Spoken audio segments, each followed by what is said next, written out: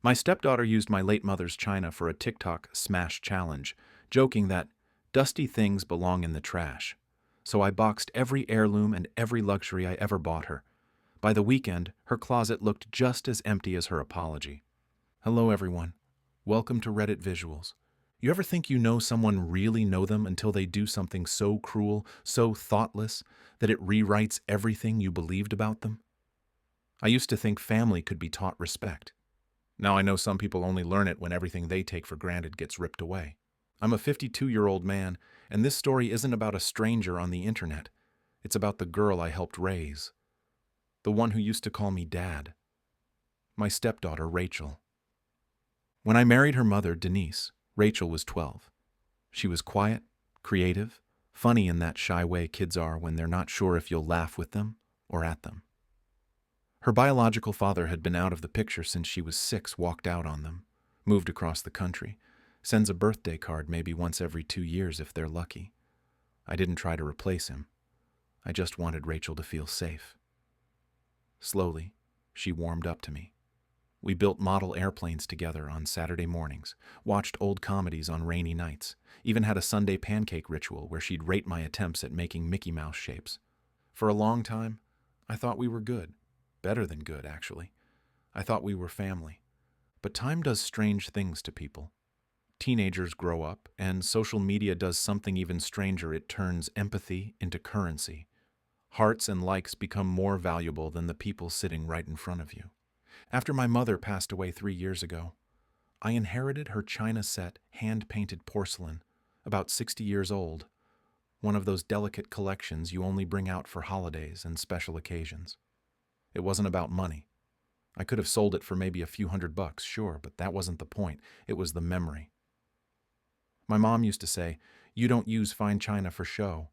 You use it to remember who you love." Every Thanksgiving, every Christmas, she'd carefully wash each piece by hand, talking about her own mother who'd given it to her, about family dinners from decades ago, about continuity and legacy. That china survived wars, 3 cross-country moves, 2 of my parents' financial crises, and my father's death. But it didn't survive TikTok. One Friday evening, I came home from work early, left the office around 4, because I'd finished a big project, and my boss told me to take off. I was looking forward to a quiet evening, maybe grilling some burgers, watching a movie with Denise. When I pulled into the driveway, I noticed the gate to the backyard was open. That was weird because we usually keep it closed. I walked around the side of the house and heard laughter. Not the good kind, that high, performative kind of laughter that sounds fake even when you can't see the camera. The sound people make when they're performing for an audience that isn't there yet. I came around the corner to the patio, and there was Rachel, 18 years old now and about to graduate high school in 2 months, holding her phone up at arm's length, giggling while her friend Megan counted down. Okay, wait, 3, 2, 1, smash! Rachel slammed one of my mother's teacups against the concrete. It exploded like a small bomb, porcelain shrapnel scattering across the patio in a perfect radius. The sound was so sharp it made me flinch. Her friend was dying laughing, doubled over. Rachel was grinning at her phone screen, watching the replay. Then I saw the rest of them. 4 more pieces, already destroyed. Shattered fragments glittering in the late afternoon sun like broken glass on a highway. Plates, saucers, another cup. She'd lined them up like targets at a shooting range. I looked at her phone. She was still recording. The caption was already typed out. I could see it on her screen. Dusty things belong in the trash, throwing out old energy, 9R smash challenge. Out with the old, satisfying. I froze. You ever feel anger so sharp, so cold that it goes completely silent? Like your brain just stops processing sound? She saw me standing there, phone still recording, and her smile faltered, but only for a second. Then she shrugged, that careless teenage shrug that means, "What are you going to do about it?" "It's just for fun, chill," she said. Her friend Megan looked uncomfortable now, sensing the shift in energy. I walked over slowly, bent down, and picked up the biggest shard. It was still warm from the sun. The tiny painted rose on the fragment was cracked right down the middle, the gold leaf rim chipped and dull. My hands were shaking. I said quietly, "This belonged to your grandmother." She rolled her eyes. actually rolled her eyes at me. She's dead, Mark. It's not like she's using it. Megan muttered something about needing to go and practically ran out of the backyard. Smart girl. I looked at Rachel, really looked at her, and I didn't recognize the person standing in front of me. Get inside, I said. My voice sounded strange even to me. Flat. Empty. You're being so dramatic. Get inside. Now. She huffed, grabbed her phone, and stomped into the house. I stayed outside for a few minutes, just staring at the wreckage. 60 years of family history reduced to garbage for 15 seconds of content. For strangers to double tap and scroll past. Denise got home about half an hour later. Rachel had already gotten to her first, I could tell by the way Denise came outside with that look on her face. That I'm trying to be diplomatic look. Mark, honey, Rachel told me what happened. I was still picking up pieces, putting them in a cardboard box. Did she tell you the part where she destroyed my mother's china for a TikTok video? Denise sighed. She said it was an accident, that she didn't know those were the special ones. I stood up, holding the box. Denise, she lined them up. She filmed herself smashing them. She called them dusty things that belong in the trash. That's not an accident. That's malicious. She's 18, Mark. You know how kids are with social media, they don't think. Exactly, I interrupted. She doesn't think. She doesn't think about consequences. She doesn't think about other people. She just thinks about content. Denise touched my arm. Can we just talk about this tomorrow, when everyone's calmer? I looked at my wife, the woman I'd loved for 6 years, and I realized something. She was always going to defend her daughter. Always. Even when Rachel was dead wrong. And maybe that's what mothers do, I don't know. But in that moment, I knew I was on my own. Sure, I said. Tomorrow. But I wasn't going to wait until tomorrow. That night, after everyone went to bed, I sat in my office and made a list. Every single expensive thing Rachel owned that I had paid for. And I mean everything. The $1,200 gaming laptop I bought her for her 16th birthday. The $800 iPhone 14 Pro I got her last Christmas. The designer bags a Coach purse, a Michael Kors crossbody, a vintage Gucci I found at an estate sale, the professional makeup vanity with the ring light that cost me $400, the Apple Watch, the iPad she used for digital art, the $300 noise-canceling headphones, the 55-inch TV in her room, the Nintendo Switch and about 40 games, the jewelry including the $250 necklace I'd given her for her 18th birthday 2 months ago. I didn't include things Denise had bought her. This wasn't about punishing Denise. This was about Rachel learning that my generosity wasn't unconditional, that respect and gratitude matter. I added it all up. Over the past 6 years, I'd spent approximately $15,000 on Rachel, not counting food, utilities, or the roof over her head, just extras, gifts, things to make her happy, and she'd destroyed something priceless to me without a second thought. At 6 a.m. Saturday morning, while both of them were still asleep, I got to work.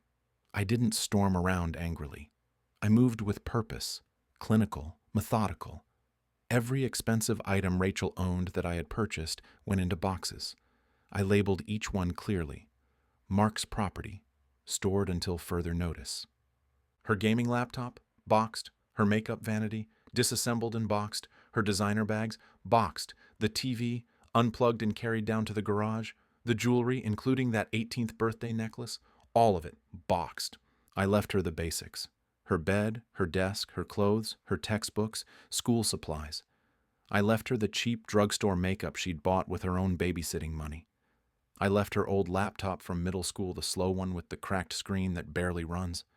By 7:30 a.m., her room looked like a minimalist's dream.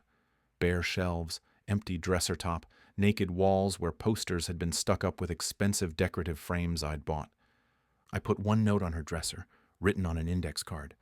Dusty things belong in the trash. These are too valuable for that.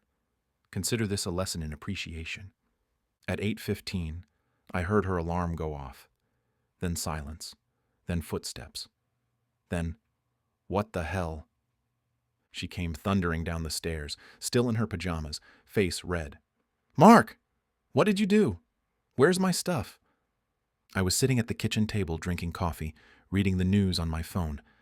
I looked up calmly. "Good morning, Rachel." "Don't good morning me. Where's my laptop, my makeup, my TV?" "In the garage, safe and sound." "You can't just take my things." I set my phone down. "Actually, I can. Because they're not your things. They're my things that I let you use. I paid for every single item. You want to know what the receipt total is? $15,000. $15,000 I've spent on you over 6 years because I love you and I wanted you to be happy." "You're insane." "I'm insane?" My voice stayed level, calm. That made it worse somehow. "You destroyed irreplaceable family heirlooms for social media engagement. You called them trash. You mocked something that meant the world to me. And when I confronted you, you told me it didn't matter because my mother is dead. So let me be clear. If you think family history is trash, then you don't get to benefit from family generosity." Denise came down the stairs, tying her robe. "What's going on?" Rachel turned to her mother, tears starting now. "He took everything. He went into my room and stole my stuff." Denise looked at me, confused. "Mark, I didn't steal anything," I said quietly. "I removed the items I purchased and paid for. Items she clearly doesn't value or appreciate." "This is crazy," Rachel shouted. "You can't do this." "I just did." Denise stepped between us. "Okay, everyone calm down. Mark, don't you think this is a little extreme?" "No," I said simply. "I don't." She destroyed something that can never be replaced, showed zero remorse, and actually mocked me for caring about it. So now she gets to experience what it feels like to lose things she cares about? "It's not the same thing," Rachel screamed. "You're right," I said. "It's not. Because you can earn these things back. I can never get my mother's china back." I stood up, rinsed my coffee cup, and walked out of the kitchen. Behind me, Rachel was crying. Denise was trying to comfort her, and I felt absolutely nothing. No guilt, no satisfaction, just emptiness. For 3 days, the house was a war zone. Rachel wouldn't speak to me. Denise tried to play mediator, suggesting compromises like giving Rachel her laptop back for schoolwork. I refused. She had her old laptop. It worked fine for schoolwork. On Monday evening, Rachel tried a different approach. She came into my office, eyes red from crying, and said, "I'm sorry, okay? Can I please have my stuff back now?" I looked at her. "Why are you sorry?" "Because you're mad." "That's not why you should be sorry." She huffed. "Fine. I'm sorry I broke your stupid plates." I turned back to my computer. "Not good enough. Come back when you actually understand what you did wrong." She stormed out, slamming the door hard enough to rattle the frame. On Tuesday, I came home from work to find Denise waiting for me in the driveway. "We need to talk." "Okay." Rachel is miserable. She can't do her digital art without her iPad. She can't edit videos without her laptop. She's failing to keep up with her friends because her phone is ancient. "She has a phone," I interrupted. "It works for calls and texts. If her friendships depend on having the newest iPhone, those aren't real friendships." "Mark, you're being cruel." That stung. I looked at my wife, this woman I'd built a life with, and said, "Denise, your daughter destroyed something irreplaceable that connected me to my dead mother." She filmed it. She laughed about it. She posted it online for strangers to see. And when I confronted her, she told me it didn't matter because my mom is dead. That is cruel. What I'm doing is called parenting. Denise's eyes filled with tears. She's graduating in 2 months. This is supposed to be a happy time. Then she should have thought of that before she turned my grief into content. I walked into the house. Denise didn't follow me. That night I couldn't sleep. I kept thinking about my mom, about the last Thanksgiving we'd had together before she got sick. She'd used that china set, and Rachel had been there. Rachel had eaten off those plates, had complimented the design, had listened to my mom talk about their history, and then she destroyed them anyway. Around 2 a.m., I got up and went to the garage. I needed to organize something, anything, to quiet my mind. That's when I saw it. Sitting on top of one of the boxes, There was a small sandwich bag with something wrapped in tissue paper. I opened it. Inside were pieces of one of the teacups, the one with the rose. Someone had tried to glue it back together. It was crude, clumsy, wrong. The pieces didn't line up right. There were gaps filled with too much glue. But someone had tried. I looked at the bottom. In shaky handwriting written in Sharpie on the tissue paper, "I'm so sorry. I know this doesn't fix it." I stood there in my garage at 2 in the morning, holding this broken, badly repaired teacup, and for the first time since Friday, I felt something crack inside my chest. The next morning, Wednesday, Rachel came downstairs and found me at the kitchen table. The repaired teacup was sitting in front of me. She froze. "You found it?" "Yeah. I tried to fix it," she said quietly, sitting down across from me. "I stayed up Sunday night trying to glue it back together. I watched YouTube tutorials and everything, but I suck at it. I couldn't make it right." "No," I agreed. "You can't make it right. It's broken. Permanently." She started crying. Not the dramatic crying from before, real tears, quiet and steady. "I didn't think. I just saw everyone doing the smash challenge and I thought it would be funny. I grabbed stuff from the china cabinet without even looking. I didn't know." "You did know," I interrupted gently. "You've seen that china set your whole life. You ate Thanksgiving dinner off those plates. You heard my mom talk about them. You knew, Rachel. You just didn't care in the moment. And that's the problem." She put her face in her hands. "I'm a terrible person." "No, you're not. You're a thoughtless person, and there's a difference. Terrible people don't try to glue broken teacups back together at 2 in the morning. She looked up at me, mascara smeared. "I really am sorry. Not because I want my stuff back. Because I hurt you. Because I destroyed something that mattered to you for something stupid that doesn't matter at all." I studied her face. She meant it. I could see it. "Okay. Okay. Okay. I believe you're sorry. But being sorry isn't enough. You need to understand why what you did was wrong on a deeper level, and you need to prove you've learned from it." "How do I do that?" "First, you're going to work in the garage this week. Organize it, clean it, make it spotless. While you do that, you're going to think about value, real value, not monetary value, and what makes something important." She nodded. "Second, you're going to write an apology letter. Not to me, to my mother. Tell her what you did, why it was wrong, and what you learned." Her eyes widened. "But she's dead. I know. Write it anyway, because the exercise isn't for her. It's for you." "Okay," she whispered. "And third, you're grounded from social media for 1 month. I'm installing parental controls on your old phone. You can call, text, and use it for school. But no Instagram, no TikTok, no Snapchat. You're going to learn to exist without an audience." She opened her mouth to argue, then closed it. "Okay. Do those 3 things and we'll talk about getting your stuff back. 1 item at a time. Earned, not given." She nodded and stood up. Then she paused. "Mark?" "Yeah? I know I don't say it enough, but you're a good dad. Better than my real one ever was." She left the kitchen before I could respond. Which was good, because I'm not sure I could have gotten words out past the lump in my throat. For the next week, Rachel worked. She spent hours in the garage, organizing boxes, sweeping, even asking me questions about some of my old tools and equipment. We talked while she worked. Real conversations. About life, about social media, about legacy and memory.